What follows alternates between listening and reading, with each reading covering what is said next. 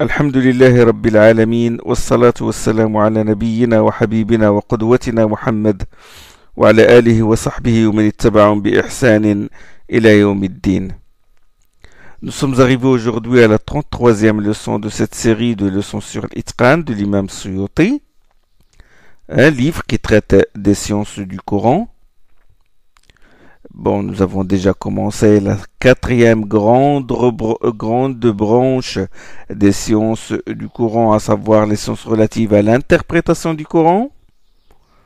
Bon, la dernière chose qu'on a faite, c'est l'étude d'état des textes, les sciences relatives à l'état du texte, à savoir les portées des textes.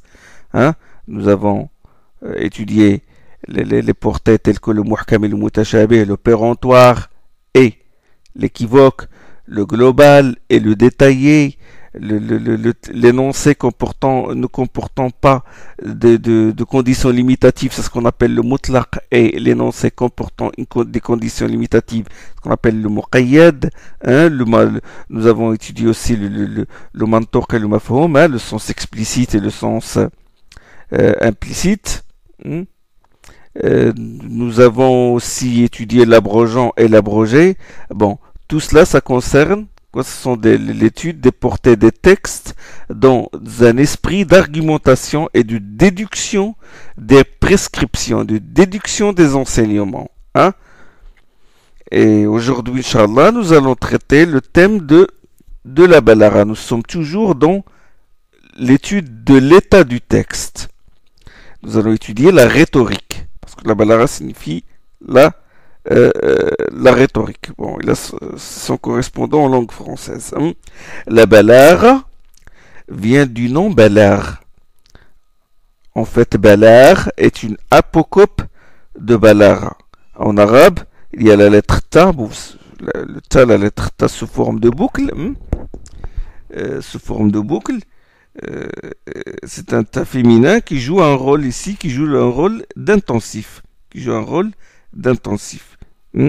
Le verbe balara yablughu bulugh, c'est-à-dire atteindre un but déterminé. Le bulugh, vous connaissez le bulugh, c'est l'atteinte de la maturité sexuelle, la puberté. On traduit la puberté par bulugh. Un certain niveau de virilité chez l'homme, maturité. Le balara, avec le ta qui est un intensif, c'est le fait d'atteindre l'ultime objectif dans une chose déterminée. Dans quoi? Dans l'élocution, dans la parole. Le balara, c'est le fait que le locuteur parvienne à transmettre parfaitement l'idée de son discours. Il transmet son idée ou ses idées à ses auditeurs de la manière la plus parfaite, la plus éloquente et la plus claire. Il a exprimé l'idée comme il se doit. Et l'interlocuteur a bien compris, il a bien saisi le discours. La balara suppose les deux parties, le locuteur et l'interlocuteur, c'est très important. Le balara tient beaucoup compte à l'auditeur, au destinataire. Non seulement le locuteur s'est bien exprimé, mais il s'est fait comprendre par l'interlocuteur. Il a adapté son discours à l'interlocuteur. Il y a la visée persuasive et il y a aussi une notion esthétique. Persuader, convaincre de la plus belle manière. Les rhétoristes ou les ulama de la balara ont maintenu ce sens linguistique dans leur vocabulaire terminologique. La balara, il a gardé ce sens-là. Le sens terminologique n'a pas ajouté grand-chose au sens linguistique. S'exprimer avec balara, c'est s'exprimer avec éloquence tout en adaptant son discours à la situation dans laquelle se trouve l'interlocuteur. La situation varie. Parfois, tu te trouves devant un interlocuteur qui est d'accord avec toi, et là, tu emploies un discours qui respecte cet accord. Parfois, tu te trouves devant un négateur ou devant un sceptique ou quelqu'un de méfiant ou quelqu'un d'indifférent. Là, le discours change. Tu ne t'adresses pas à un négateur comme tu t'adresses à un approbateur. Tu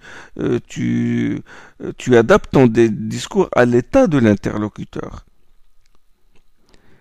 contempler avec moi la diversité des passages coraniques en matière de balara, de rhétorique. Je ne parle pas de diversité phonétique, ni de structure, ni diversité thématique, ni diversité dans les prescriptions, mais je parle de la diversité stylistique, dans les figures de style, qui ont une force persuasive et qui usent de procédés esthétisants destinés à faire vibrer, si vous voulez, le lecteur, à le captiver, jouer sur une corde sensible chez le lecteur, corde émotionnelle, spirituelle ou même intellectuelle, s'il goûte les finesses de l'intellect qui se trouve dans le Coran. Donc j'ai dit diversité dans la balara, dans les versets coraniques. Parfois, subhanallah, tu trouves des passages du Coran qui sont remplis d'intensifs. Pourquoi? Pour réveiller l'indifférent, pour le secouer, pour secouer celui qui est insouciant. Et parfois, tu te trouves devant une série de versets, une série d'arguments qui s'enchaînent pour convaincre le sceptique ou le négateur. Des versets qui sont remplis d'intensifs, comme par exemple Surat al-Asr, wa al-Asri, inna al-insana lafi khusr. Cette sourate, elle commence par un intensif, qui est le serment. Allah jure par le temps. Je peux te donner l'importance du temps. Jure par le temps. Inna al-insana lafi khusr. Certes, l'homme est en perdition. Inna, la particule qui régit le sujet à l'accusatif et qui introduit l'affirmation. Tawkid. Inna, c'est pour affirmer l'idée dans la phrase. Al-insan, l'emploi de al, le alif ou le lam qui introduit la généralité. Et donc, l'homme, n'importe qui, et donc, moi, toi, tout le monde est concerné par ce verset-là. La fi khusr. Il n'a pas dit fi khusr donc, mais il a dit la fi. Il a ajouté le lam du sermon qui est aussi un intensif. Fi khusr, dans la perdition. Il n'a pas dit perdant, khasr. Il a dit dans la perdition. Là, c'est un autre intensif. Il a employé une expression plus forte, dans la perdition. C'est comme il disait, l'homme est plongé dans la perdition. Puis vient la particule exceptive, illa alladhina amanu. L'exception, là, c'est comme une délivrance. Il accepte de cette perdition ceux qui croient et ceux qui œuvrent pieusement. Illa alladhina amanu wa amilu s-salihati wa tawasaw bil haqqi wa tawasaw bis sabr.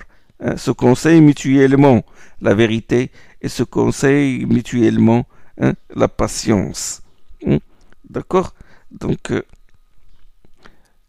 méditez avec moi comment cette sourate est remplie d'intensifs pour secouer la personne qui est insouciante.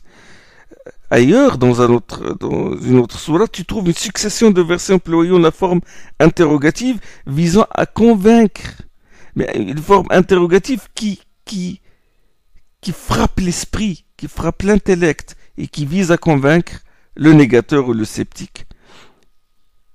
Allah subhanahu wa ta'ala dit Amman khalaqa as-samawati wal ard wa anzala lakum min as-sama'i ma'an fa anbatna bihi hada'iqa dhata bahjatin ma kana lakum an tunbitu shajaraha a ilahum ma'a Allah.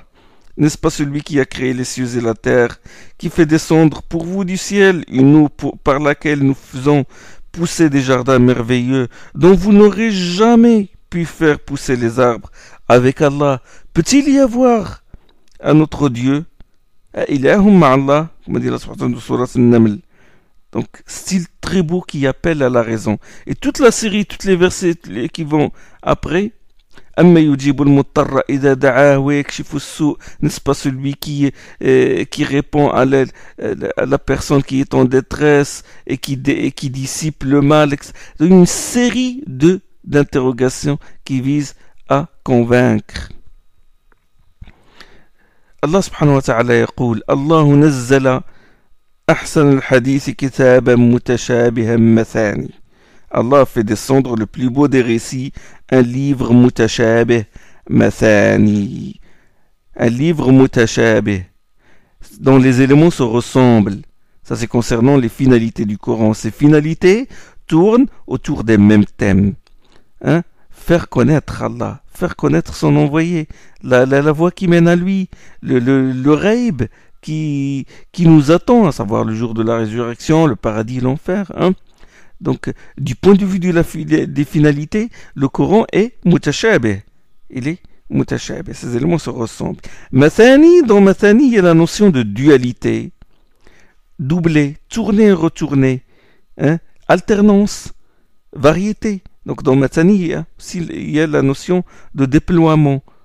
Tasrif, c'est ce qu'on appelle tasrif. Unzur kayfa nusarrifu al-ayati thumma hum yasdifun. Comme dit Allah subhanahu wa ta'ala surat Al-An'am. Vois comment nous varions les signes et comment ensuite ils s'en écartent. Nous déployons les signes, nous les envoyons sous diverses formes. Hein. Certains savants disent que le tasrif des versets, l'envoi des versets sous différentes formes, le déploiement des versets, l'alternance, le tasrif des versets est comme le tasrif du vent.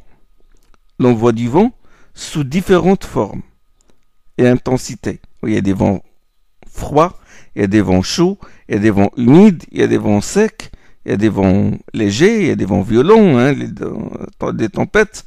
Et le but, c'est quoi? Le but de ces vents-là, c'est accumuler les nuages pour qu'ils fassent tomber la pluie et faire pousser l'herbe et les fruits en abondance. Hein. Les versets du Coran, c'est pareil. Hein. Il y a des versets de menace de l'enfer, il y a des versets de la promesse, hein. Il y a des versets de la douceur, il y a des exhortations. Donc, différentes figures de style, et le but c'est le même. Le but c'est l'affirmation de la vérité.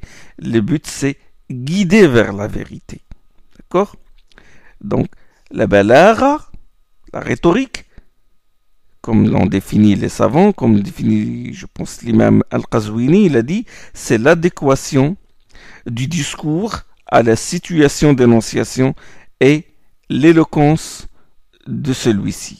البلاغة مطابقة الكلام لمقتضى الحال مع فصاحته.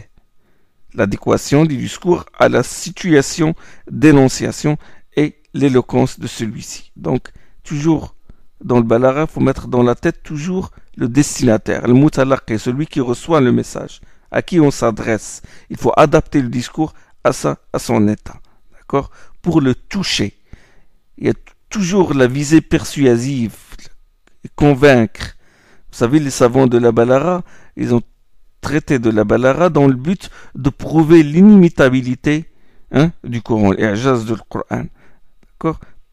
Parce que bon, l'éloquence et cette adéquation, elle suit une, si vous voulez, elle diffère.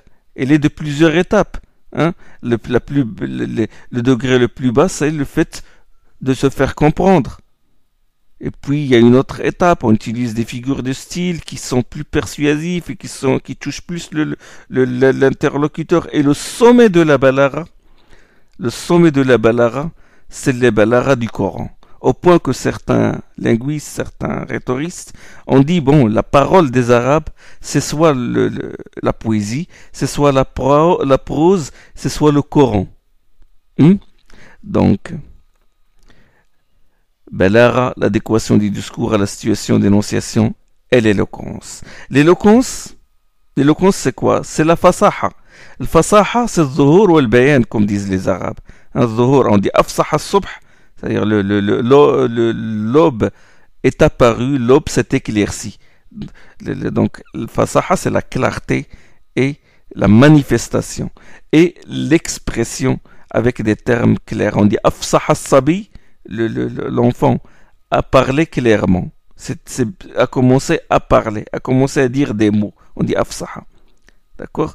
Et la fasaha, c'est le fait de parler avec des mots qui sont connus des gens ou qui sont employés dans le langage du genre, du pays dans lequel on vit ou de la population au milieu de laquelle on se trouve. Hein, d'accord?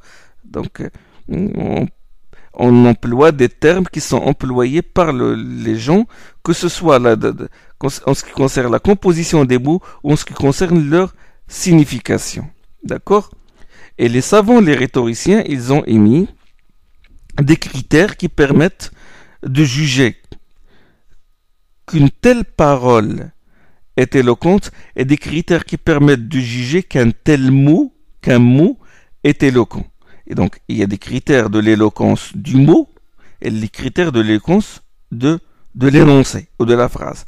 Critères de l'éloquence du mot. Ils ont dit que pour qu'un mot soit éloquent, bon, il faut que les lettres qui composent ce mot-là ne se repoussent pas. Vous savez, les mots, les lettres sont comme des êtres humains. Quand ils se connaissent, ils sympathisent. Et quand ils ne se connaissent pas, ben, ils se repoussent. Hein? Quand ils se connaissent, bon, ils sympathisent. Ben, pareil pour les lettres. Hein? Et les savants ont dit que les lettres, il faut que dans un mot, les lettres ne sortent pas de zones d'articulation qui sont proches. Et il ne faut pas aussi qu'ils sortent de zones d'articulation qui sont écartées. Hein? Je vais donner un exemple. On raconte qu'un bédouin,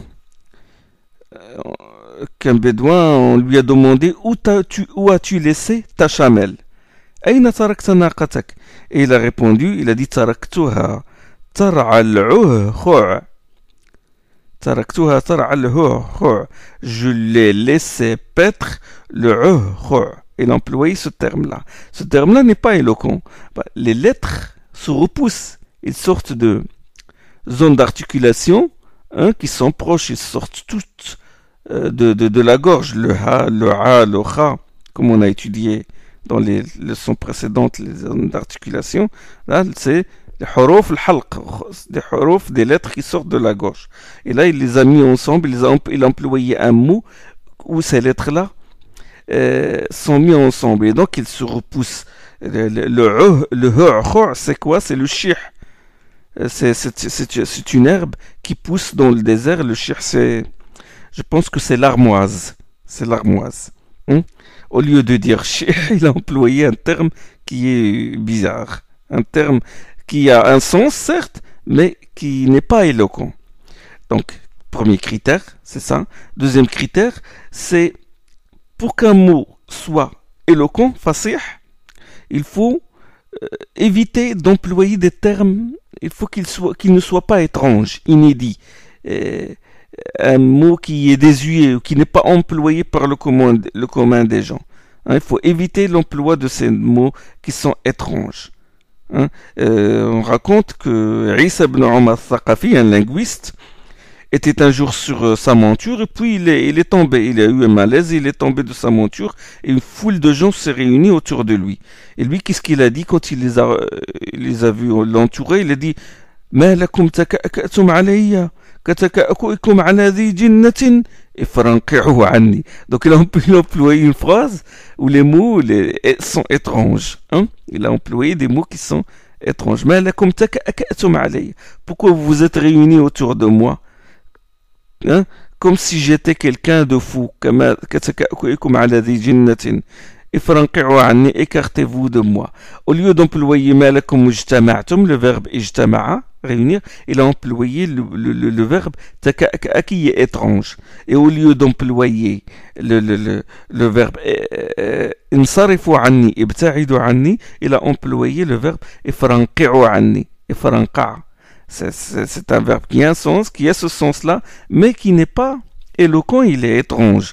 Et l'un de ceux qui étaient réunis autour de Isa ibn Omar, il a dit « Da'ouh, fa'inna jinniyatahu tatakallamu al-hindiyya » Il a dit « Laissez-le, la diablesse qui l'habite parle la langue indienne. » Parce qu'il emploie des mots qui sont étranges. Donc ça, c'est l'autre critère. Un troisième critère, les linguistes disent Adam mukhalafat al-qiyas al-lughawi. C'est qu'il ne faut pas que le mot diffère des règles de la grammaire. De la grammaire de Nahu et de Sarf. C'est comme dans un poète, dans un vers de poème où le poète dit Alhamdulillahi al-Ali al-Ajlali. Louange à Allah, le Très-Haut, l'Ajlal, le Vénérable. L'Ajlal, là, c'est un mot qui n'est pas conforme aux règles de l'arabe. Hein, parce que normalement, on dit l'ajal. L'ajlal, les deux lames, il doit y avoir une élision entre eux. Hein, entre ces deux lettres. Il doit y avoir une élision entre elles. Hein. L'ajal, il faut les réunir. L'ajlal, non. C'est contraire aux règles de la grammaire. Hein. Ou quand le poète dise فَفِي النَّاسِ بُوقَاتٌ لَهَا وَطُبُولُ. Hein, il y a chez les gens des trompettes et des tambours.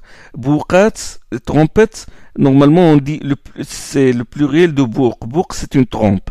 Au lieu de dire, une trompette, pardon. Au lieu de dire abouaq, parce que le vrai pluriel de bourq c'est abouaq, il a dit bourqat. Donc là, il a divergé des règles de la grammaire. Et les rhétoriciens, ils ont mis des conditions pour l'éloquence du mot, de la parole ou du mot. Ils ont dit que ça revient aussi au goût des gens. Hein? Et aussi, ça varie en fonction des cultures, en fonction des milieux, et en fonction aussi de certaines règles de la grammaire. Hein? Donc, j'ai parlé des critères de l'éloquence du mot, maintenant les critères de l'éloquence de la parole. Alors les critères de l'éloquence de la parole, ou de l'énoncé ou de la phrase, c'est qu'il faut, pareil, il faut que les mots qui composent cette phrase ne se repoussent pas. Les mots qui composent cette phrase ne se repoussent pas, parce que les mots aussi, il y a des mots qui sympathisent, qui vont ensemble, et il y a des mots qui ne vont pas ensemble, qui ne s'acceptent pas. Les rhétoriciens, ils ont donné un exemple d'un vers de poème où les mots se repoussent. C'est le vers suivant. وَقَبْرُ حَرْبٍ بِمَكَانٍ قَفْرُ وَلَيْسَ قُرْبَ قَبْرِ حَرْبٍ قَبْرُ وَقَبْرُ حَرْبٍ بِمَكَانٍ قَفْرُ وَلَيْسَ قُرْبَ قَبْرِ حَرْبٍ قَبْرُ. Hein? C'est pas éloquent comme verbe de poème. Hein? Bon, la tombe de Harb, Harb c'est le nom d'une personne. Bimakan Qafro, c'est dans une zone désertique. C'est-à-dire il n'y a pas près de la tombe de Harb une autre tombe. Hein? Donc ça c'est un exemple où les mots se repoussent. Donc ça c'est un critère. L'autre critère c'est la complexité. Il ne faut pas compliquer. Que ce soit le mot, hein, ou que ce soit le sens. Le mot, il ne faut pas, ils ont dit ta'qid lafdi, ça veut dire qu'il ne faut pas mettre un mot qui normalement doit être avant, il ne faut pas le mettre devant et vice versa. C'est-à-dire changer la position des mots, hein, dans une phrase. D'accord? Donc, ta'qid lafdi, c'est dans tarkib, c'est dans la composition de la phrase. C'est comme je dis, bon, exemple, ça en français, je dis le livre que toi n'a lu personne. La personne ne va comprendre. Le livre que toi n'a lu personne. Maintenant, si je dis personne n'a lu le livre que toi, là, tout le monde va comprendre parce que j'ai remis les lettres, les mots à leur place. Hein, ça s'appelle ta'qid lafdi. Il faut s'éloigner de ce ta'qida, de cette complication de ce genre pour que la phrase soit éloquente. Et aussi dans le sens, c'est-à-dire qu'il ne faut pas qu'il faut employer les mots dans leur sens. Hein. Les rhétoriciens, ils donnent l'exemple du mot lisan. Lisan, vous savez, lisan qui est la langue, l'organe dans la bouche, et le lisan qui est le langage. Maintenant, si quelqu'un emploie le mot lisan pour désigner par exemple l'espion. Hein? On dit par exemple بث الحاكم ألسنته في المدينة. Le gouverneur a déployé ses langues dans la cité. Là, l'emploi des langues est inapproprié. Il n'est pas éloquent parce que bon, l'espion ou langue ne vont pas ensemble. Si par exemple il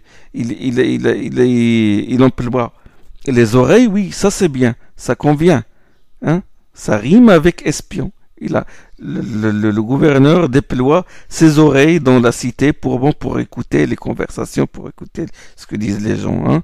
Hein. ou ses services, ses policiers, etc. Donc les oreilles, ça convient, mais les langues, non. Donc ça, c'est un exemple de ta'qid, de complication en ce qui concerne la signification, hein, complication sémantique. Hein.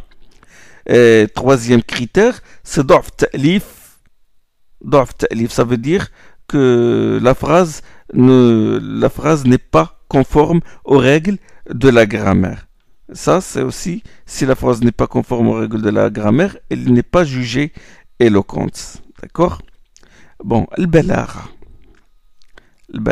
la rhétorique. La rhétorique, elle se divise en trois branches. On distingue ilm al-ma'ani, la science des significations. Ilm al-bayan, la science de la clarté du discours ou de l'expression ou de la rhétorique des figures. Et ilm al-badi'. Troisièmement, ilm al-badi'. Ilm al-badi', c'est la science qui traite des procédés esthétisants. Donc, ilm al-ma'ani, c'est la science des significations. Littéralement, c'est la science des significations.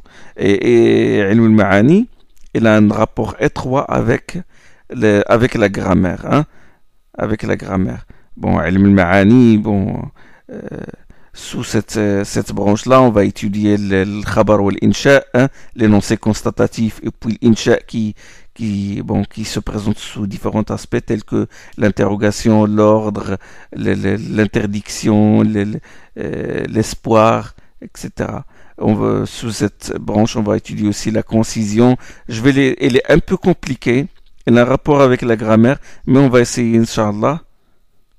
Inch'Allah, si nous restons encore vivants, on va essayer de la simplifier. Et puis il y a ilm al-bayan. Ilm al-bayan, c'est la science de l'expression. C'est les figures de style.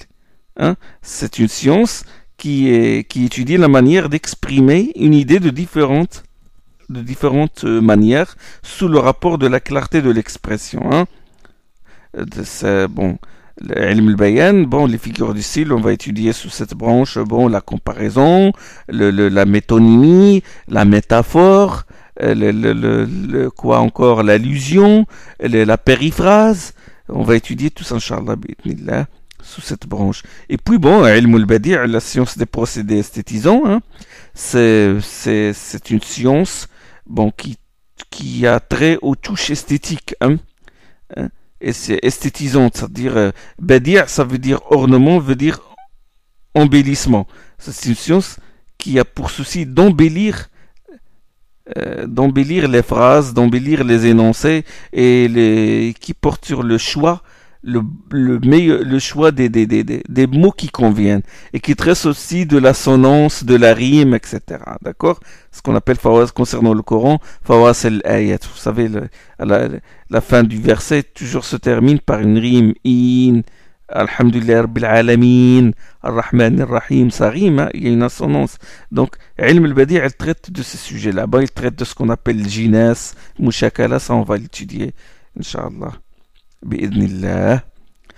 On va commencer par ilm al-bayan, la science de la clarté du discours. Les savants, ils ont dit la science de la clarté du discours, c'est le fait de savoir exprimer un sens, exprimer une idée, de différentes manières quant à la clarté de leur signification, sous le rapport de la clarté de leur signification. Si je vais donner des exemples, on dit un tel, ou je dis par exemple Omar Karim, Omar est généreux. Où je dis Omar kal-bahri fil karam, Omar est comme l'océan en générosité. Où je dis Omar yafidu judo, Omar déborde de générosité. Où je dis Omar kathir al-ramad, Omar a beaucoup de cendres chez lui. Les cendres, c'est le feu. Quand on allume le feu, il y a les cendres. Ça, c'est c'est une autre ambiance, c'est notre milieu, le milieu des Bédouins. On dit qu'Omar, il a beaucoup de cendres dans sa maison. Ça veut dire qu'il qu'il cuit en permanence, qu'il prépare les repas en permanence. Ça, c'est avant qu'il y ait le gaz, il allumait le feu, le bois et tout. Et ça veut dire qu'il recevait beaucoup de gens, qu'il est hospitalier, qu'il est généreux. Donc Omar, il a beaucoup de cendres chez lui, ça veut dire qu'il est très généreux. Et on dit Omar a la main longue. Et aussi, ça implique qu'il est généreux. La main longue veut dire générosité. Wala tabasut yadak bal yadahu mabsutatan. Les mains d'Allah subhanahu wa ta'ala sont étendues. Ça veut dire qu'il est généreux. D'accord? Bon, c'est vrai qu'on emploie, je pense qu'en français on emploie un tel a le bras long, ça veut dire qu'il a beaucoup de pouvoir. Mais là c'est en langue française, ça obéit à un autre contexte. Ici, je dis quand on dit la main longue, ça veut dire qu'il est généreux. Question. Est-ce que ces phrases-là sont sur le même pied d'égalité concernant le degré de force de signification, concernant la force de signification, concernant l'amplification, hein, la persuasion?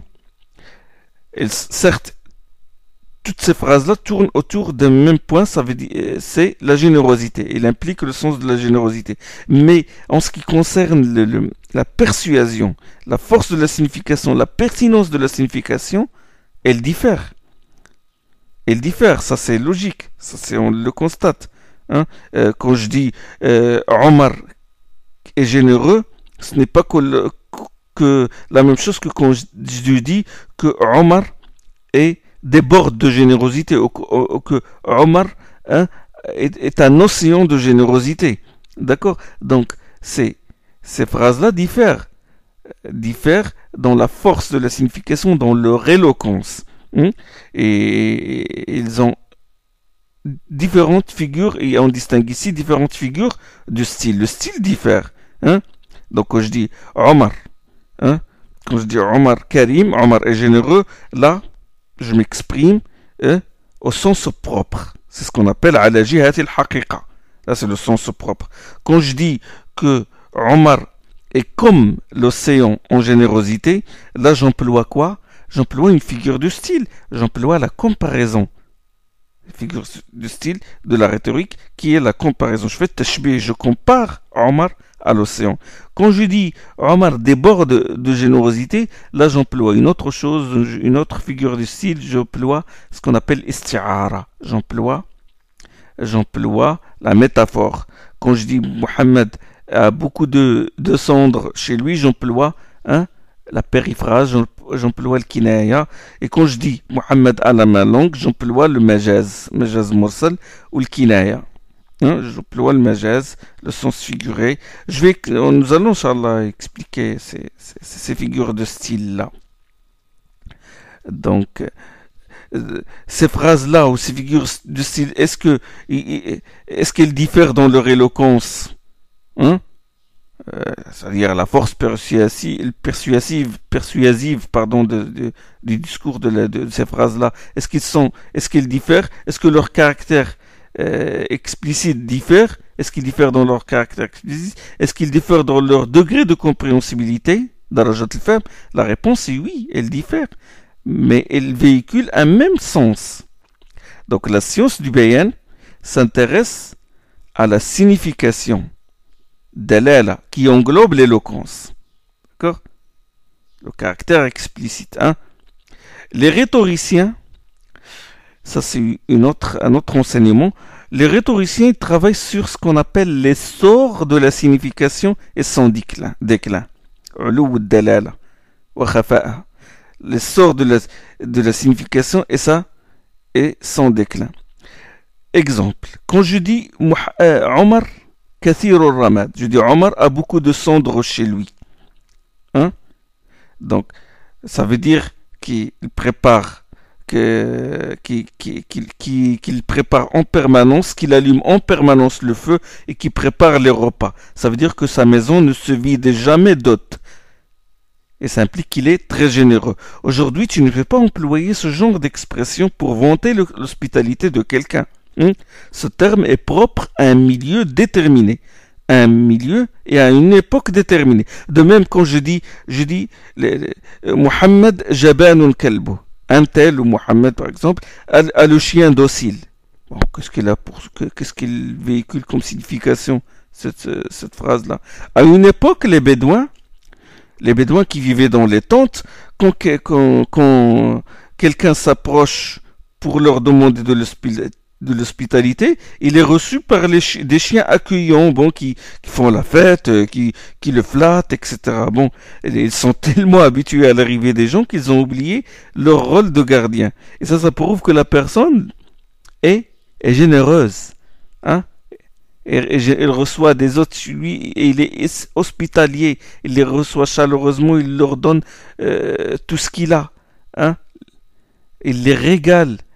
Donc ça c'est quand on dit qu'un tel a le chien docile, ça implique qu'il est très généreux. D'accord? Donc aujourd'hui, si j'emploie cette phrase-là, bon, il dit c'est quoi? Il dit un tel a le chien docile, ça ne veut rien dire. De même, quand on dit un tel a le chien qui attaque, ou a le chien voilà, qui mord, ça c'est une métonymie qui implique que la personne, hein, ne reçoit personne. C'est-à-dire qu'il est quelqu'un d'inhospitalier, qui n'est pas généreux, qui est avare, hein. Donc on emploie cette phrase-là. Mais ça, c'est valable à une époque déterminée, c'est plus valable aujourd'hui. Les rhétoriciens, ils travaillent sur ça. D'accord? Ça, c'est une question centrale, la question de la pérennité d'une signification et de son déclin ou de sa tombée en désuétude. D'accord? Le secret, les rhétoriciens travaillent sur le secret de la pérennité d'une signification. Et ce secret, ils ont dit qu'il réside dans beaucoup de points. Ils ont dit qu'il réside dans le point suivant. Ils ont dit que la signification ou l'image ou la figure de style que donne la phrase ou l'énoncé doit être conçu à partir d'éléments stables dans l'homme et la nature. Ils ont dit ça. Ils ont dit ça, c'est l'un des secrets. Je vais donner un exemple dans le Coran. Parce que le balagha est une science qui a été conçue déjà pour servir et pour prouver l'inimitabilité du Coran. Allah subhanahu wa ta'ala dit ما المسيح ابن مريم إلا رسول قد خلت من قبله الرسل وأمه صديقة كانا يأكلان الطعام. Le Messie, Jésus, le Messie, fils de Mariam, n'est qu'un envoyé et avant lui bien des envoyés passèrent, sa mère était parfaitement véridique, tous deux mangeaient de la nourriture. Tous deux mangeaient de la nourriture. Ça c'est une métonymie qui indique leur humanité, hein. Ils sont régis par les lois universelles d'Allah. Il leur arrive ce qui arrive au commun des mortels. Ils ont besoin de respirer, de boire, de manger. Et donc s'ils mangent et boivent, ça implique qu'ils vont se débarrasser de ce qui est des restes. Et donc ils vont aux toilettes, ils vont satisfaire leurs besoins. Et donc Allah a employé tous deux manger de la nourriture. Ça veut dire qu'ils ne peuvent pas être des dieux, hein. Que si Isa ibn Maryam mange et boit, et donc il va satisfaire ses besoins, donc il est impossible qu'une personne qui soit dans cet état d'indigence soit un Dieu qui est adoré, qui est le créateur des cieux et de la terre. Donc Allah il est exempt de ces états-là. Donc cette image se fonde sur des éléments stables, hein, la nature humaine, hein, l'indigence humaine, le besoin qu'éprouve l'être humain, hein, et donc cette image-là dure, elle ne tombe jamais en désuétude. Dans un autre verset, Allah il dit مثل الذين حملوا التوراة ثم لم يحملوها كمثل الحمار يحمل أسفارا. Surat al-Jumu'ah, l'image de ceux qui furent chargés de la Torah mais qui n'en ont pas assumé la charge est celle de l'âne chargé de livres. Ça, Allah, l'image, celle de l'âne chargé du livre, un âne, ça c'est un exemple qu'Allah a proposé aux fils d'Israël, hein, qui ont reçu la Torah plein d'enseignements, de guidance, mais ils ne l'ont pas mis en application, ils ne l'ont pas mise, ils n'ont pas mis en application ces enseignements, ils ne les ont pas médités. D'accord, ils ne les ont pas adoptés. Donc, Allah subhanahu wa ta'ala, il leur propose cet exemple-là, il leur dit l'image est celle de l'âne chargé de livres, un âne qui porte sur son dos la Torah, un âne qui porte sur son dos le Coran ou Sahih al-Bukhari ou qui porte, je sais pas, l'encyclopédie universalis, ben il n'en tire aucun profit, au contraire. Hein? C'est une charge dont il veut bien se débarrasser. Partout dans le monde, et dans toutes les époques, et dans toutes les cultures, l'âne est le symbole de la stupidité. Et donc cette comparaison qu'offre le Coran est stable et pérenne. Elle est éternelle. Et c'est là l'un des aspects de l'ijaz, de l'inimitabilité du Coran. Hein? Donc ça, les rhétoriciens, ils traitent de cette question du secret de la pérennité d'une signification de sa tombée en désuétude. Ils ont dit ça, il faut que l'image qu'elle donne doit être conçue à partir d'éléments stables dans la nature et dans l'homme. Et aussi, ils ont dit que aussi cette image-là sort de l'ordinaire. Bon, il y a beaucoup de critères pour ça qu'ont cité les rhétoriciens. Alors, bon, la première branche des sciences du bayan, de la science du bayan, c'est le tashbih. Nous allons étudier, Inch'Allah, le tashbih, la comparaison. La comparaison, première branche de la science de la signification. Suyuti, il traite la question de la comparaison dans son 53e chapitre de son Itran. Hein?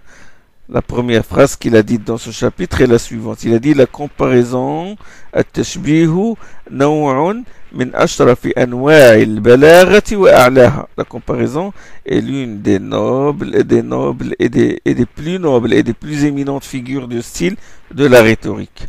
La comparaison, vous savez, elle prédomine dans le langage des gens. Instinctivement, les gens usent de la comparaison pour rapprocher le sens de l'esprit, de leur interlocuteur. Les Arabes dans l'islam tenaient en haute considération le poète ou l'orateur qui fait des comparaisons éloquentes. Ils disaient « Ah, il a visé juste. Ah, sa comparaison, il a atteint sa cible. » Dans un doublet de versets du célèbre poète Amr al-Qais, ça c'est un poète de l'époque anté-islamique, qu'est-ce qu'il dit? Il dit « Mikarrin, mifarrin, muqbilin, mudbirin ma'an, il parle de son cheval, du courage de son cheval et de sa force. Il dit Mikarrin, mifarrin. Mikar, ça veut dire il attaque à grande vitesse. Mifarrin, et il fuit de la même manière par tactique de combat. C'est pas une fuite de quelqu'un de couard ou de peureux. C'est donc, il avance, il est Mikarrin, mifarrin. Il attaque à grande vitesse et il fuit par tactique de combat à grande vitesse. Muqbilin mudbirin. Il recule et il avance. Mudbirin, il recule. Muqbilin mudbirin ma'an. C'est-à-dire il avance et il recule. Et tout cela, il le fait en même temps. Mikarrin, mifarrin, muqbilin mudbirin ma'an. Il compare cette vitesse-là de l'attaque et de la fuite de son cheval à la chute d'une grosse pierre du haut d'une vallée.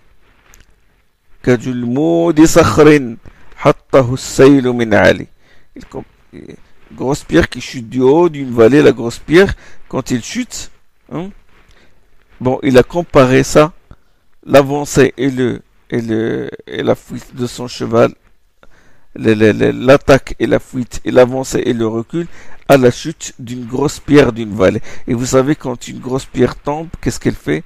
Elle fait un mouvement sinusoïdal. Quand ça incite l'imagination. Quand on regarde cette image-là de la pierre, c'est comme s'il avance un petit peu et elle recule. Elle fait un mouvement sinusoïdal. Donc ça, c'est l'éloquence de sa comparaison. On a l'impression qu'elle avance et qu'elle recule en même temps. Hein? Alors, ça c'est concernant la comparaison. La comparaison, les mots outils de la comparaison, ce qu'on appelle le comparatif, ils peuvent être des particules, des noms ou des verbes. Ben, exemple de particule, c'est simple, ka, comme ka, harf ou kaf. Hein? On le traduit par comme. Allah subhanahu wa ta'ala, quand il dit ثم قست قلوبكم من بعد ذلك فهي كالحجارة أو أشد قسوة. Dans Surat al-Baqarah, il a dit bien loin de là vos cœurs durcir après cela, devenant comme de la pierre ou même plus dur encore. Hein? Donc ثم قست قلوبكم من بعد ذلك فهي كالحجارة أو أشد قسوة. Ça c'est une comparaison. Bien loin de là vos cœurs, ça c'est le comparé, vos cœurs durcir après cela, devenant comme, ça c'est le comparatif, le mot outil de la comparaison, devenant comme de la pierre. Et de la pierre c'est quoi? C'est le comparant. C'est le comparant. Ou même plus dur encore. Donc il a comparé leur cœur à de la pierre. Hein? D'accord? Et le contexte, c'est la dureté. Dans la dureté. Ça, c'est un matal.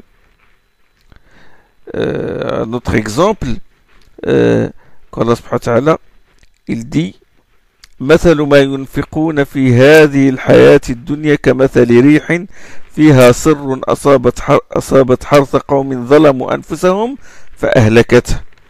Donc, la particule, comme j'ai dit, les outils, ou les mots-outils de la comparaison, ou le comparatif peuvent être des particules, des noms ou des verbes.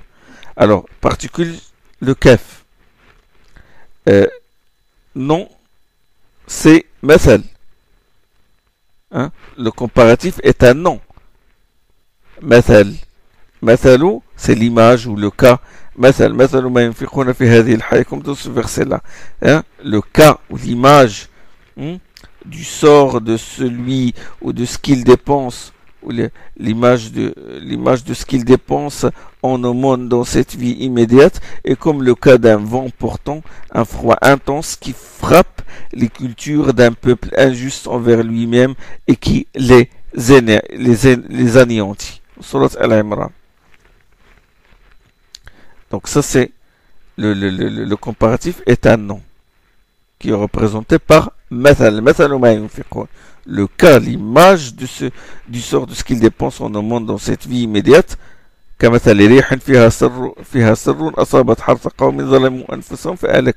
comme le cas d'un vent portant un froid intense qui frappe les cultures d'un peuple injuste envers lui-même et qui les anéantit, comme a dit Allah subhanahu wa ta'ala dans Surat Al-Imran. Exemple autre, bon, j'ai cité l'exemple d'une particule, j'ai cité l'exemple du nom. Le comparatif peut être aussi un verbe. L'exemple du verbe والذين كفروا أعمالهم كسراب بقيعة يحسبه الظمآن ماء. Quant aux œuvres des mécréants, elles sont semblables à un mirage du désert que l'homme assoiffé prend pour de l'eau. Le verbe prendre pour, c'est un verbe de comparaison. C'est un verbe de comparaison. Ça, ce verset-là se trouve dans Surat An-Nur. Alors, les comparaisons dans le Coran, Tashbih fil Coran, Suyuti les a classés en 5 types de comparaisons. Il a dit, premièrement, تشبيه ما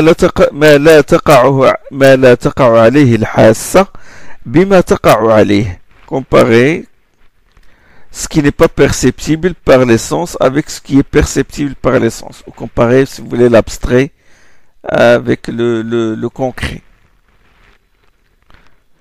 Comparer l'abstrait au concret. Exemple, bon, l'exemple précédent, hein. والذين كفروا مثل ما ينفقون. Oui, c'est ça. والذين كفروا أعمالهم كسراب بقيعة يحسبه الظمآن ماء. Surat An-Nur. Quant aux œuvres des impies, sont semblables à un mirage du désert que l'homme assoiffé prend pour de l'eau jusqu'au moment où l'ayant atteint, il n'y trouve rien, mais il y trouve Allah qui lui réglera l'intégralité de son compte. Là, il y a une comparaison entre ce qui n'est pas perceptible avec le sens avec les sens, à savoir les œuvres et aussi la foi, et ce qui est perceptible, à savoir le mirage dans le désert. Ça, on le voit, bien que c'est de l'illusion, mais on le voit. On le voit, ça, le mirage, il apparaît dans le désert sous l'effet de la réfraction des rayons du soleil. L'assoiffé, qu'est-ce qu'il fait? Il le prend pour une nappe d'eau. Et quand il y arrive, il ne trouve rien. C'est l'illusion d'une nappe d'eau. Allah, il compare les œuvres des impies, il compare la corruption de leurs croyances au mirage. C'est-à-dire qu'ils ne profiteront pas de leurs œuvres, qu'ils se trompent en pensant que ce qu'ils accomplissent comme œuvre de bien leur ouvrira la porte du salut. Tout cela est mirage.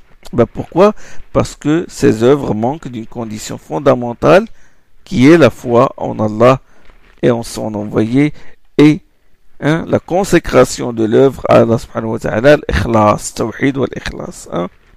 Ils ont soif, ils ont de l'espoir que leurs œuvres leur profiteront. Mais non, leurs œuvres ne leur profiteront pas. وَقَدِمْنَا إِلَى مَا عَمِلُوا مِنْ عَمَلٍ فَجَعَلْنَاهُ هَبَاءً مَنْثُورًا. Nous avons considéré ce qu'ils avaient accompli comme œuvre, Nous avons considéré ce qu'ils avaient accompli comme œuvre et nous les avons réduites en poussière éparpillée, comme a dit Allah subhanahu wa ta'ala, Surat al-Furqan. Deuxièmement, il y a comparé ce qui est inhabituel avec ce qui est habituel. إخراج ما لم تجري العادة به إلى ما جرت. Comparer ce qui est inhabituel à ce qui est habituel. Allah subhanahu wa ta'ala dit وَإِذْ نَتَقْنَا الْجَبَلَ فَوْقَهُمْ كَأَنَّهُ ظُلَّةٌ وَظَنُّوا أَنَّهُ واقع بهم. Ça c'est dans Surat Al-Araf. Allah subhanahu wa ta'ala dit, rappelle encore, lorsque nous soulevâmes la montagne, lorsque nous soulevâmes le mont au-dessus d'eux, comme si c'était un nuage ombreux, et qu'ils crurent qu'ils allaient sûrement leur tomber dessus. Prenez fermement ce que nous avons donné, et rappelez-vous ce qui s'y trouve mentionné afin que vous soyez emplis de crainte pieuse. Ça, c'est une comparaison entre quelque chose d'inhabituel, le fait qu'une montagne soit arrachée, de la terre et élevée au-dessus d'eux, parce que le verbe nataqa veut dire arracher et élever au-dessus d'eux. Subhanallah, montagne au-dessus d'une personne, ça c'est quelque chose de miraculeux. Allah a comparé cela à quelque chose d'habituel. Qui est le nuage ombreux. وإذ نتقنا الجبل فوقهم كأنه ظلة وظنوا أنه واقع بهم. Avoir une montagne sur la tête comme un nuage, là c'est extraordinaire. Et c'est ce qui est arrivé au fils d'Israël. Moussa subhanahu wa ta'ala était